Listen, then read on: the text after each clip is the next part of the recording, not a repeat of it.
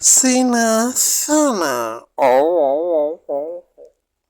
ඔන්න අයියේ මං අඩිය මැන ඉන්නකොට පරක්කු වෙන හින්දා අඩි 5 ලීයක්ම හොයාගෙන ආවා. මේ කානුව මනින්න ගියාම නම් පිස්සු වගේ. ඔන්න බලමු 5යි. දැන් බලමු මේක 10යි මෙතනට. හරි. ඒක ඇදින්ද තමයි මට නම් එපා වෙන්නේ. මේ කානුවත් හරියට අර උණපුරුකේ දාපු බලුවලිගේ දීගාරින්න බෑ කියනවා වගේ නේද? මං ක්‍රීම් ගානකින් අපිට ඇති වාසිය මොකද්ද?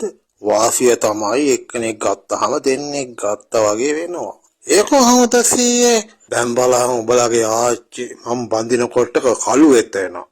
දැන් බලන්න සුදු වෙත එනවා. ඉතින් කාට හරි හිතෙනවා නම් ගෙදර නෝනාගේ මූණ බලලා මැති වෙලා කියලා ක්‍රීම් එකක් අරන් දෙන්නයි තියෙන්නේ. එතකොට අලුත් මූණක් බලාගත්ත හැකි. එතකොට සීයා කියන්නේ ගෙදර නෝනට ක්‍රීම් එකක් අරන් දෙන එක ගෑනු දෙන්නෙක් ගන්නවට වැඩිය ලාභයි කියලාද? එහෙනම්